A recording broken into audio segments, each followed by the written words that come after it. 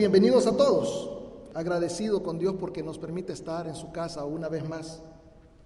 Este día vamos a estar en el libro de Crónicas, y eso es lo que estaba queriendo hacer aquí cuando buscaba.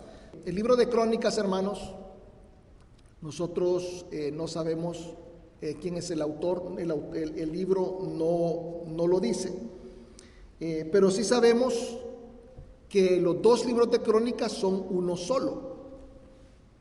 Y sabemos de que se partió en dos porque cuando se tradujo la Biblia, lo que conocemos como la Septuaginta, se tradujo del hebreo al griego, el rollo era demasiado largo. Entonces tuvieron que escribirlo en dos libros por separado. Yo entiendo que es el mismo caso con los dos libros que le preceden, que es Samuel y Reyes. Entonces, no solamente se parecen en eso, que los han partido por ser muy largos, sino que también se parecen en contenido, ¿verdad? La misma situación cuando usted lee Mateo, Marcos y luego lee Lucas, y usted dice, bueno, pero tiene esa sensación de déjà vu, esa sensación de esto ya lo viví, esto ya lo leí, esto ya lo sé. Se va a dar cuenta de que el contenido es similar en los evangelios sinópticos, así sucede también con Crónicas. Si usted lee Reyes y lee primero Samuel, después lee Reyes, y cuando llega a Crónicas dice, pero el contenido es muy similar. Y mucha gente comete el error de saltarse Crónicas. ¿Por qué? Porque dicen, no, pues esto ya lo leí, es lo mismo. Pero es un gran error, porque Crónicas tiene su propio propósito. Y Crónicas tiene detalles que no están en los otros libros. Y además también tiene un mensaje especial para nosotros. Entonces, vamos a leer algún pasaje de este libro hermoso de Crónicas. Como les decía, vamos a estar en la segunda de Crónicas, capítulo 7, para que lo vayan buscando. Los que tengan su Biblia a mano, pueden buscarlo en su Biblia, y los que no tengan Biblia va a estar en pantalla. Segunda de Crónicas 7. Les voy a pedir que se pongan de pie para que antes de leer la palabra de Dios, nosotros le podamos agradecer a Él por la oportunidad de estar aquí juntos. Porque cada domingo es una verdadera bendición estar aquí. Ver las caritas de aquellos que han creído en nuestro Señor Jesús, aquellos que Él ha salvado, sus santos. Cuando usted mire a su hermano, no piense en los defectos de su hermano. No piense en las cosas que su hermano haga, porque somos humanos y de repente hacemos cosas que son desagradables a los otros, pero piense en el hecho de que Jesucristo le ha dado valor y le ha dado vida. Piense en que es una persona con la que va a compartir la eternidad. Vamos a pasar si aquí no lo aguanta, agárrese, porque lo va a tener con usted toda la vida. Así que pónganse de pie, vamos a orar. Padre eterno, te doy gracias, Señor, porque nos permites estar aquí. Gracias por haber traído a todos estos tus hijos, a todos los que hemos creído en ti, Señor, a todos los que hemos puesto nuestra confianza en ti, a todos los que te estamos esperando, a todos los que, Padre, tú proteges, cuidas y amas de una manera especial. Padre, gracias por poner tu Santo Espíritu en nosotros. Gracias porque tú, Señor, vas a hablar hoy a través de tu siervo, y solo hablarás, Señor, a través de mí, Padre, lo que tú quieres que tu pueblo escuche, para que ellos crezcan en el conocimiento de tu palabra, para que ellos desarrollen el comportamiento que a ti te gusta, Señor, para que sean de alabanza y de honra para tu nombre, y para que ellos tengan la conciencia, Señor, de que hay que hablarle a otros de ti, para poderlos traer, Señor, a tu luz admirable. Bendito seas por todo lo que haces. Te pido que nos acompañes, que no nos dejes, en el nombre poderoso de tu Hijo Jesucristo te lo pido. Amén. Entonces vamos a leer Segunda de Crónicas 7, del 11 al 22. Sí. Dice, terminó pues Salomón, leámoslo todos juntos. Terminó pues Salomón la casa de Jehová y la casa del rey, y todo lo que Salomón se propuso hacer en la casa de Jehová y en su propia casa fue prosperado. Y apareció Jehová a Salomón de noche y le dijo: he oído tu oración y he elegido para mí este lugar por casa de sacrificio. Si yo cerrare los cielos para que no haya lluvia, y si mandare a la langosta que consuma la tierra, o si enviare pestilencia a mi pueblo, si se humillare mi pueblo, sobre el cual mi nombre es invocado, y oraren y buscaren mi rostro, y se convierten de sus malos caminos, entonces yo oiré desde los cielos, y perdonaré sus pecados, y sanaré su tierra. Ahora estarán abiertos mis ojos, atentos mis oídos a la oración en este lugar, porque ahora he elegido y santificado esta casa, para que esté en ella mi nombre, para siempre, y mis ojos y mi corazón estarán ahí para siempre. Y si tú anduvieres delante de mí como anduvo tu padre, e hicieres todas las cosas que yo te he mandado, y guardares mis estatutos y mis decretos, yo confirmaré el trono de tu reino como pacté con David tu padre, diciendo: no te faltará varón que gobierne en Israel. Mas si vosotros os volviereis y dejareis mis estatutos y mandamientos que he puesto delante de vosotros, y fuereis y sirviereis a dioses ajenos y los adorareis, yo os arrancaré de mi tierra que os he dado, y esta casa que he santificado a mi nombre, yo la arrojaré de mi presencia y la pondré por burla y escarnio de todos los pueblos.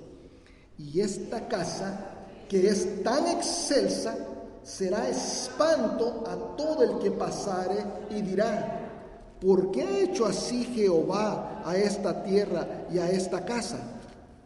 Y se responderá: por cuanto dejaron a Jehová, Dios de sus padres, que los sacó de la tierra de Egipto, y han abrazado a dioses ajenos y los adoraron y sirvieron, por Él ha traído todo este mal sobre ellos. Esa es la porción de la palabra que el Señor tiene para nosotros hoy. Tomen asiento.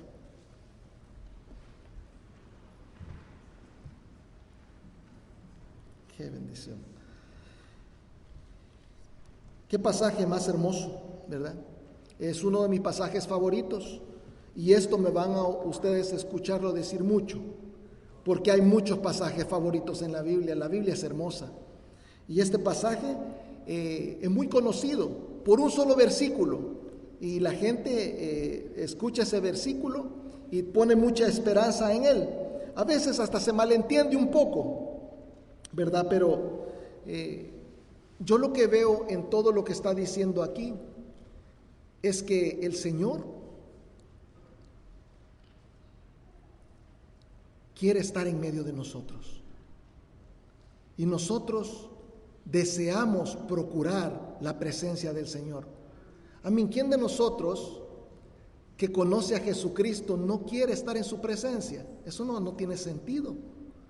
Y fíjese, yo veo en este pasaje cómo nosotros podemos procurar la presencia del Señor. Y se oye un poco extraño, porque como hemos dicho, Jesucristo ha venido a morar en nosotros, su Santo Espíritu está con nosotros. ¿Cómo es que nosotros, verdad, necesitamos procurar su presencia? Yo creo, hermanos, que todas las cosas que nosotros atravesamos diariamente, nuestros problemas, nuestras enfermedades, nuestros caracteres, nuestro yo, nuestro pecado, ¿verdad?, que tenemos dentro, diariamente nos aleja del Señor, diariamente nos separa. A veces nos sentimos hasta abandonados del Señor, ¿sí o no? Hay días que nos sentimos solos y decimos, pero ¿por qué es esto? Si yo tengo el Espíritu de Dios, yo creo en Jesucristo, ¿por qué me siento solo?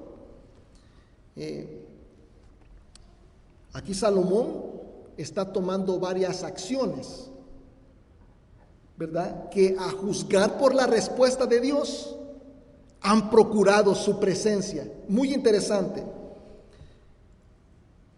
Les voy a poner el primer punto de una vez. ¿Cómo procuramos la presencia de Dios? Número 1, siendo diligentes. Comienza Salomón, fíjese, diciendo, terminó pues Salomón, o más bien, comienza diciendo el cronista, que es quien ha escrito crónicas. Terminó pues Salomón la casa de Jehová y la casa del rey y todo lo que Salomón se propuso hacer en casa de Jehová y en su propia casa, y fue prosperado. Este hombre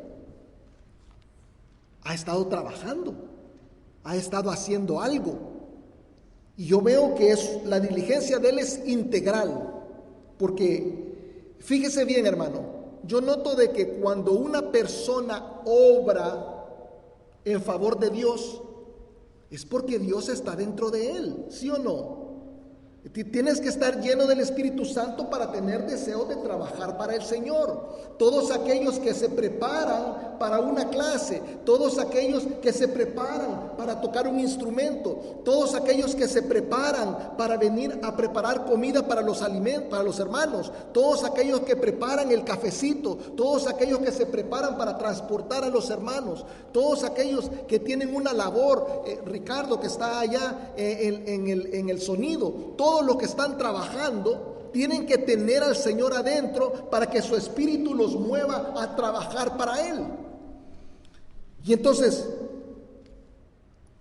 estoy dándome cuenta de que Salomón está lleno del Espíritu, está lleno, porque ese deseo de trabajar para el Señor, y el Señor lo prospera.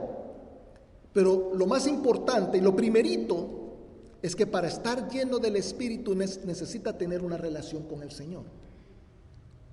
Es bien importante que noten eso, porque Salomón se dio cuenta de que Dios tiene hijos, pero Dios no tiene nietos. O sea, muy bonita la relación de su papá David con Dios, pero él está procurando su propia relación. Eso de que mi abuela era devota en la iglesia, eso de que mi papá era el líder o eso de que mi mamá era la que dirigía esto, le va a valer de muy poco a aquellos que están confiando en que los familiares son los que deben de tener relación con Cristo y ellos no. Cuando vengan a la presencia del Señor, que su papá haya sido el pastor de la iglesia no le va a servir de nada. Que su mamá haya sido la líder de oración no le va a servir de nada. Que su hermano haya sido el líder de alabanza no le va a servir de nada. Usted tiene que procurar su propia relación con Dios. Y eso va también para los esposos, porque muchas veces los esposos se confían, ¿verdad? Tienen esta idea que la iglesia es para las viejas. Y confían de que la mujer tiene que llevar la relación con Dios y ellos no se preocupan por ella. La relación con Dios es individual. Cada quien la debe de llevar, ¿verdad?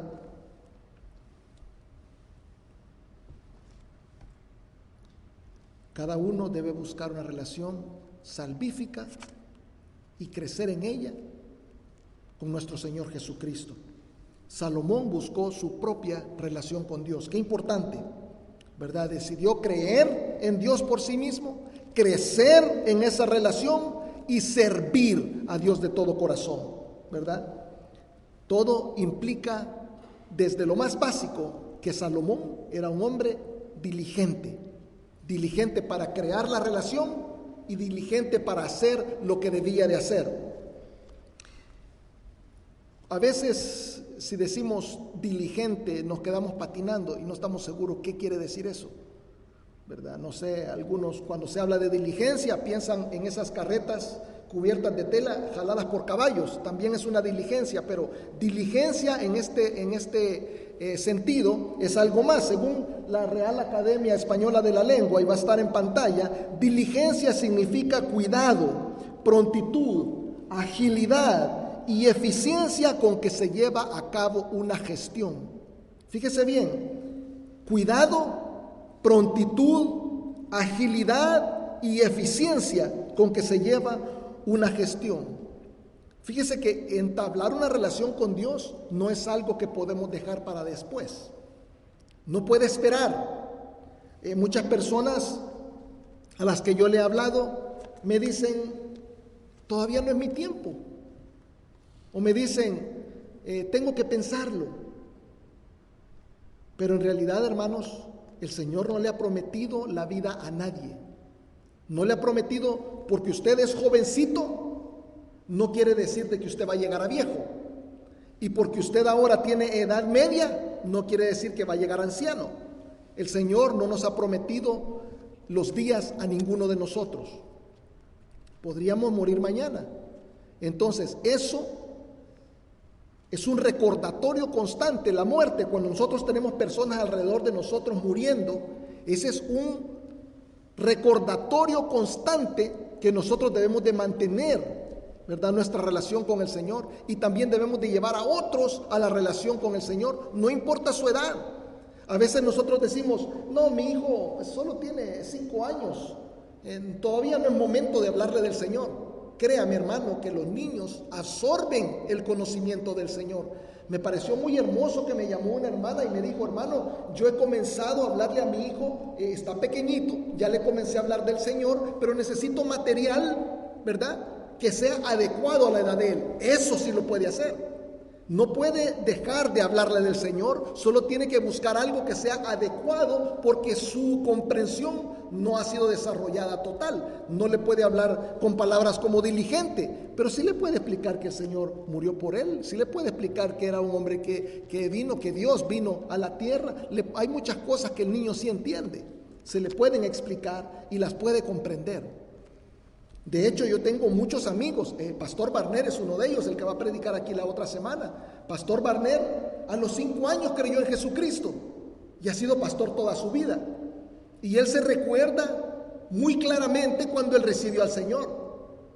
Entonces, hermanos, no puede esperar que nosotros le hablemos a los niños y a los otros de Jesucristo. No puede esperar, ¿verdad? No solamente creyó en Jesucristo, que eso es lo más importante, no solamente creyó en Dios, no solamente entabló una relación con Él, sino que además de desear la presencia del Señor, Él también hizo algo con sus manos, hizo algo. Él no solo creyó, buscó servirle, buscó ser agradable con lo que hacía, ¿verdad? Yo veo en esta acción que Salomón reconoció que Dios necesita ser honrado. Entonces le construyó un templo. Fíjese, le construyó un templo, una obra majestuosa donde la gente pudiera venir a venerar a Dios, a conectar con Él. Y fíjese que cuando yo digo construyó un templo, usted puede pensar, un templo. Pero hermano, póngase a pensar en este templo. Imagínense una persona que construye un templo como este. Esto es mucho trabajo. Y esta obra es muy pequeña comparada con el templo de Salomón. El templo de Salomón, al que se le llama el primer templo, es el más grande y el más majestuoso que se construyó. Una maravilla arquitectónica. No voy a entrar en detalles de lo que era el templo de Salomón. Baste con aprender de aquí que si tú quieres sentir la presencia de Dios, tienes que tener una relación con Dios, tienes que crecer en la relación con Dios y tienes que servir a Dios. Muy importante. Es necesario preguntarnos constantemente, ¿qué estoy haciendo yo para el Señor? ¿Cómo le estoy sirviendo? Que si tú por tu trabajo no lo puedes hacer todo el tiempo y agarrar un ministerio todo el tiempo, hay muchos ministerios que son temporales. Está la escuela bíblica de vacaciones, ¿verdad? Hay ministerios que los puedes agarrar por un corto periodo de tiempo. en la oración, se puede participar esporádicamente, pero es necesario, hermano, que le des importancia a trabajar para el Señor. Es necesario. También la ayuda en la cocina es esporádica, y hay mucho trabajo en la cocina, ¿verdad? Pero es esporádico, se hace cada cierto tiempo. Anótate. Cuidar a los niños es esporádico, te puedes poner solamente una vez al mes, una vez a los 2 meses, puede servir. Hay que hacer en la casa del Señor, hay que hacer, ¿verdad? Y hazlo con ganas, de manera que digas, el Señor se siente orgulloso de lo que yo estoy haciendo. No vayas arrastrando los pies diciendo, ay, que hoy me voy a ir a la iglesia porque me toca ir a hacer esto. Hazlo con ganas, con deseo. Muchas gracias, hermano. Fíjese que hace 12 años, el 10 de agosto del 2010, y no crean que tengo memoria fotográfica, me toca buscar la información. El 10 de agosto del 2010, yo tenía 38 años, ¿verdad? Para que no se quiebren la cabeza haciendo la matemática, este año cumplo 50.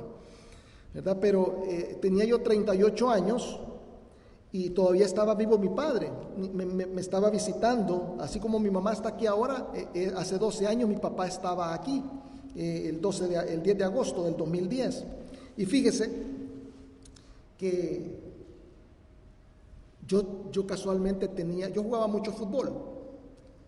Ahora por el físico ya no pueden juzgar que jugaba fútbol, pero hace 12 años jugaba fútbol y se me notaba. Y fíjese, tenía un partido de indoor, porque jugábamos las dos cosas, jugábamos en campo y jugábamos en indoor. Y jugaba 5 días de 7 días de la semana, pues ese día tenía partido. Y fíjese, hermano, de que yo no era especialista en jugar fútbol.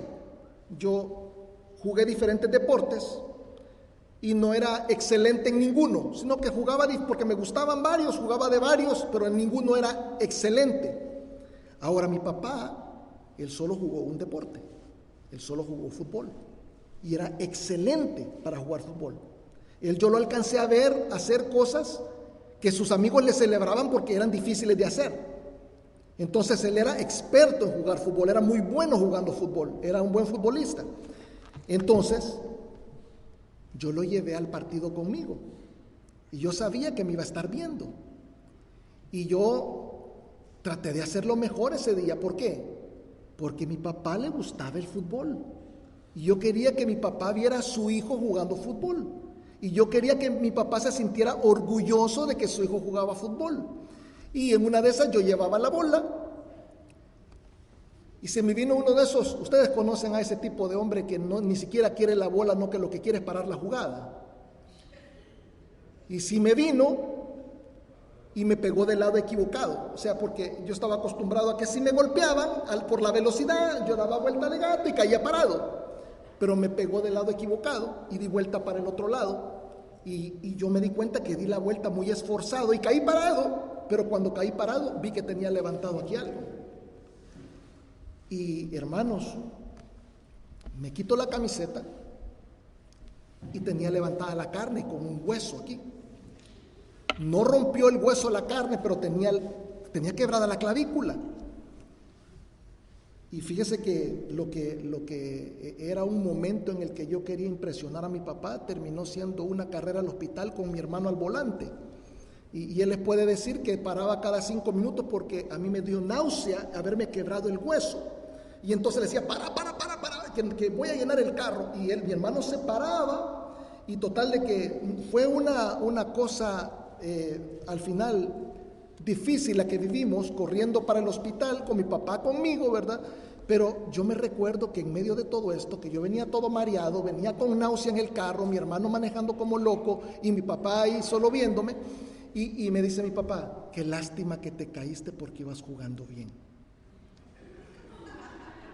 Y fíjese que yo me sentí contento y ahora yo miro para atrás y me siento contento. Hermanos, yo lo que les quiero decir con todo esto es que su papá los está viendo jugar. Hermanos, quiébrense un hueso jugando para su papá. No hagan las cosas mediocre para Jesucristo. Él se merece lo mejor de ustedes. Se merece que lo hagan con ganas. Qué feliz haber podido jugar de manera que mi papá se sintiera orgulloso una vez. Haga usted lo mismo con nuestro Señor Jesús. Él se merece que nosotros lo hagamos con ganas. Nosotros fallamos diariamente a nuestro Señor. Lo decepcionamos todo el tiempo, ¿sí o no? Nosotros decepcionamos al Señor con nuestros pensamientos, con nuestro comportamiento, con nuestro orgullo. Cambia la rutina de decepcionarlo todos los días y hazlo sentir orgulloso a través de lo que tú haces. Yo veo que hay mucha apatía por el servicio a Dios, pero Dios merece que nosotros hagamos las cosas con muchas ganas. Que Dios te mire y que diga, ese es mi hijo, a ese lo salvé yo. Él está haciendo eso porque yo lo tengo ahí. Yo le he dado el poder, yo le he dado la fuerza. Ahí va mi hijo. ¿Cómo procuramos la diligencia de Dios? ¿Cómo procuramos la presencia de Dios? Siendo diligentes, ¿verdad? Número 1. Número 2, clamando. Clamando. Fíjese que apareció Jehová, dice 2 de Crónicas 7:12. Apareció Jehová a Salomón de noche y le dijo, yo he oído tu oración. Yo he oído tu oración. Y le dijo, he elegido para mí este lugar por casa de sacrificio. ¿Qué es lo que era necesario para que Dios oyera a Salomón? Era necesario que abriera la boca y le hablara. Era necesario que orara. Era necesario, pero no una oración cualquiera. No es una oración de me acabo de levantar, gracias a Dios por permitirme abrir los ojos. No es una oración de gracias a Dios por este día y ponerte a roncar. No es una oración saliendo de la iglesia el domingo que vas con hambre y gracias a Dios por estos alimentos y a entrarle. Es una oración sentida para el Señor. Yo me pregunto, ¿qué clase de oración habrá hecho Salomón? ¿Habrá sido una oración cualquiera? ¿Habrá sido una oración sencilla? ¿Y sabe por qué me gusta preguntarme? Porque yo sé que la palabra nos da la respuesta. La oración de Salomón está registrada en la Biblia y usted la puede encontrar ahí. Está en 2 de Crónicas 6 del 12 al 42. Una oración extensa, ¿verdad? Eso es lo primero que usted puede ver, que es una oración extensa. No es una oración de buenos días, Señor, aquí voy, ¿verdad? Es una oración larga. Quiere decir que él fue intencional. Él tenía deseo de hablar con el Señor. Para empezar, yo me doy cuenta que es intencional porque fue al templo. No lo hizo en cualquier parte. Él lo pudo haber hecho en su casa. ¿En dónde necesitamos nosotros estar para que nos escuche el Señor? En cualquier parte. Pero él dijo, yo voy a ir al templo. Dios está en todas partes. Lo puede escuchar a usted en su carro, lo puede escuchar donde usted quiera meterse. Métase en el ático de su casa, métase en el crawl space debajo de su casa, ahí lo va a escuchar el Señor.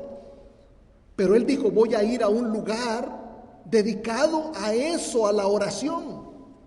Y fue al templo. Y fíjese, yo me doy cuenta que es una situación hermosa la que generó Salomón.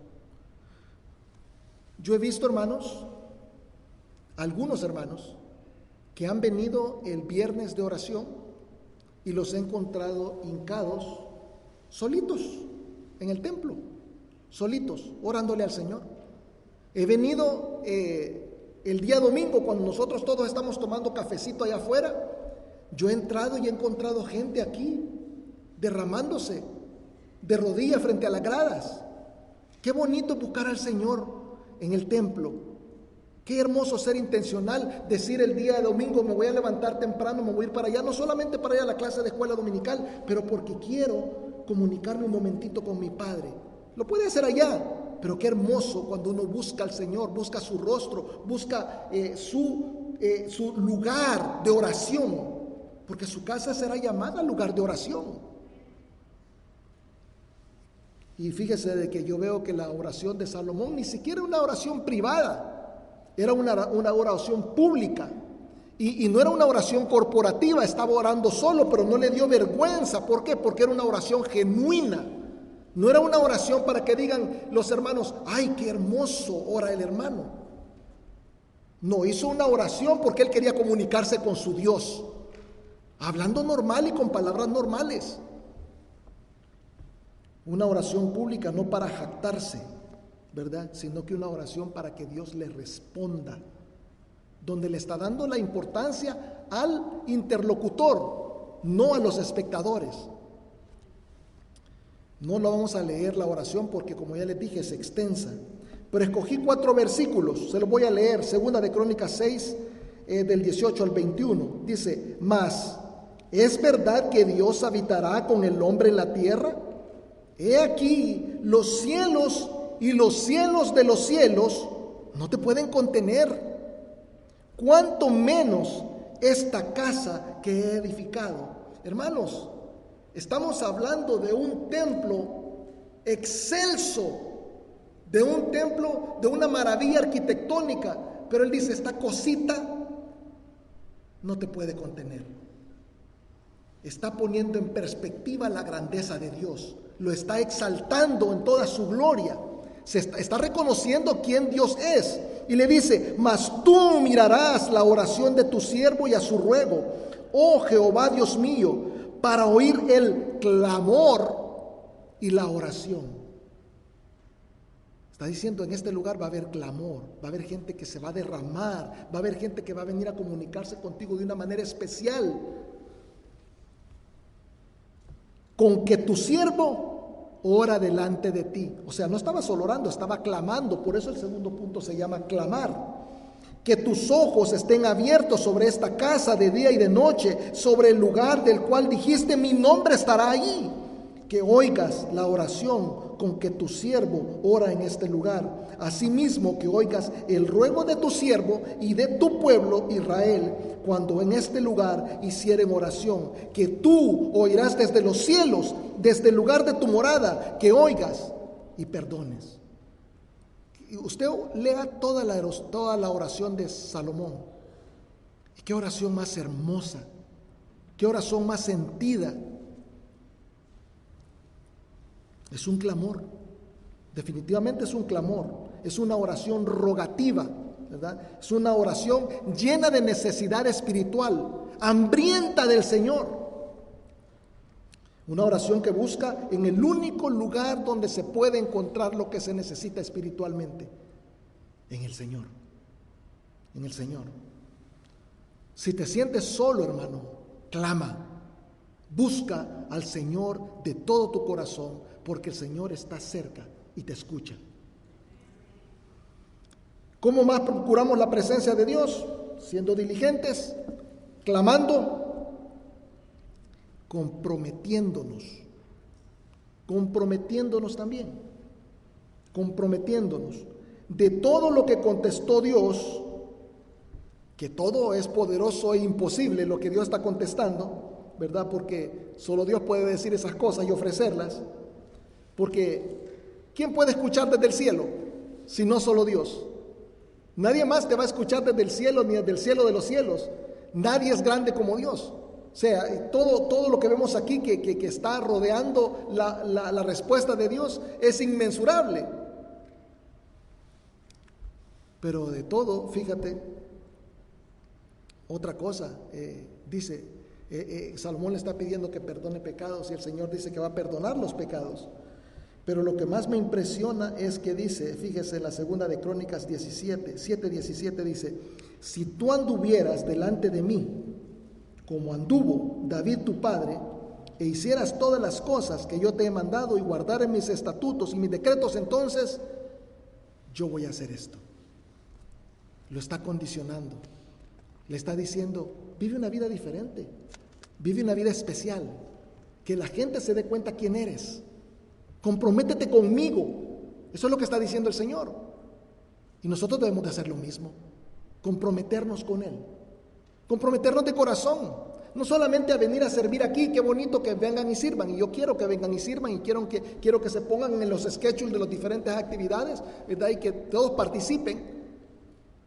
Pero estamos hablando de un compromiso de vida. Estamos hablando de una manera de ser diferente. No es de venir al templo solamente aquí ser santo y allá ser diablo. O sea, en el trabajo nadie sabe que soy cristiano, yo soy de la secreta. No podemos ser así. Necesitamos comprometernos con el Señor en todo lugar. Donde quiera que vayamos, que nuestra boca, lo que hable, sea agradable. Hermano, todos pecamos de eso. ¿A quién no se nos sale una palabrita? ¿A quién no nos enojamos? ¿Quién se martilla un dedo y dice bendito? Nadie.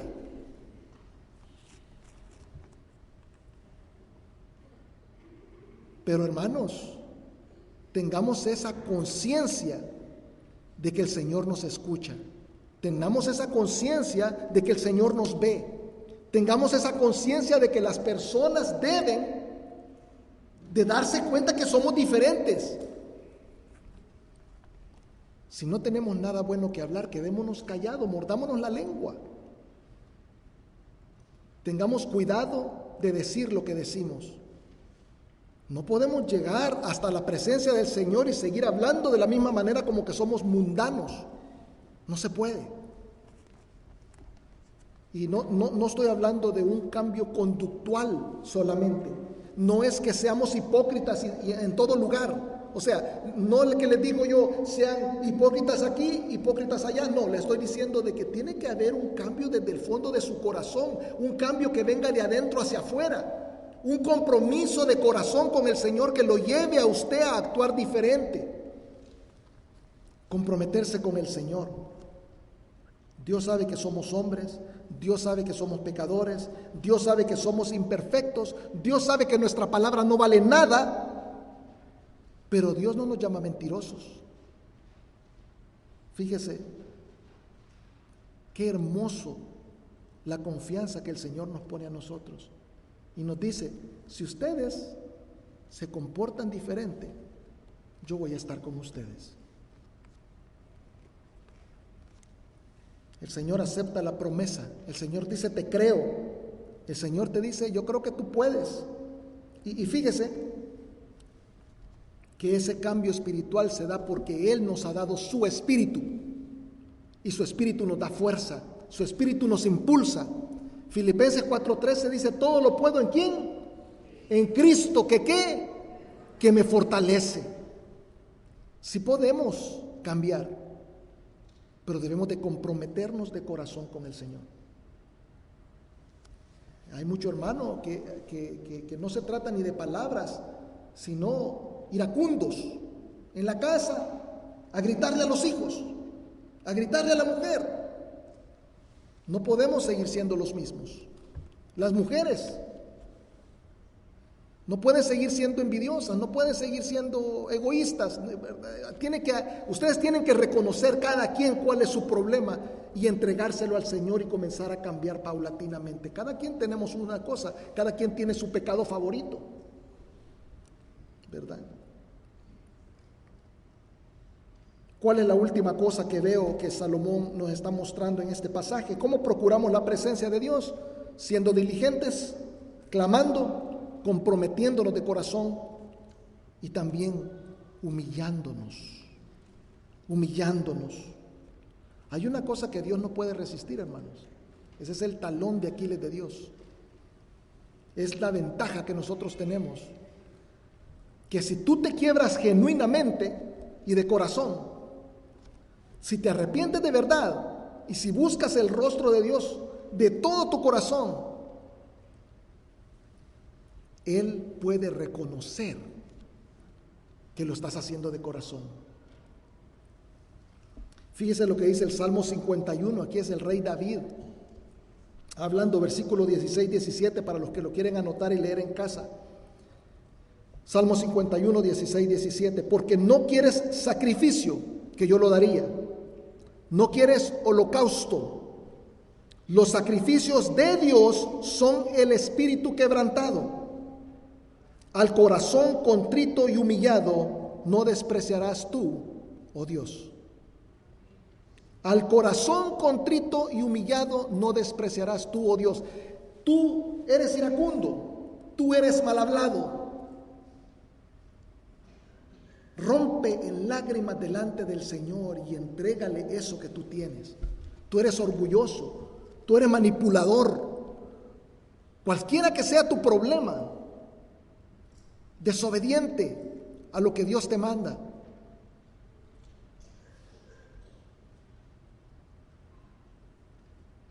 Derrámate delante del Señor y el Señor no te va a negar su perdón y te va a dar una nueva oportunidad. Humíllate delante de tu Dios. Hermanos, creo que son claras las 4 cosas que debemos de hacer para procurar la presencia de Dios.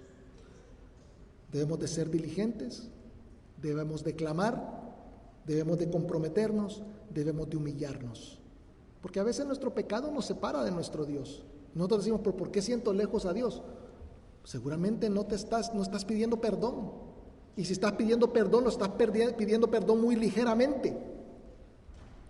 Derrámate delante del Señor, humíllate delante de Él, delante de su poderosa mano, para que te dé el perdón y esa comunión que tú tanto necesitas. Vamos a orar. Padre eterno, te doy gracias por tu palabra. Este hermoso pasaje, uno de mis favoritos, Señor, en la segunda de Crónicas. Padre, qué lindo cómo has registrado todas estas palabras, Señor, que nos llenan de esperanza, que nos enseñan, Padre, que nos muestran, que nos dicen cómo hacer las cosas. Bendito sea, Señor, porque en tu bondad nos dejas una guía, una carta de amor donde nos dice, tú tienes que hacer esto, y entonces yo haré esto otro por ti. Qué bendición, Señor. Qué bendición conocerte más profundamente. Qué bendición saber que humillarse es algo que tú no rechazarás. Si nosotros nos humillamos, tú nos escucharás desde los cielos y nos perdonarás y tendrás comunión con nosotros. Bendito sea, Señor, porque nos has dado un espíritu, Señor, que nos hace diligentes. Bendito sea, Señor, porque nos has dado ese espíritu que también clama. A veces no sabemos qué decir, a veces lloramos delante de ti y no tenemos palabras, pero nuestro espíritu se comunica contigo y te dice exactamente lo que necesitamos y lo que sentimos y lo que queremos. Y gracias, Señor, por darnos ese corazón comprometido a ti. Bendito sea, Señor, porque nos permite, Señor, ser de utilidad en tu obra a través del servicio.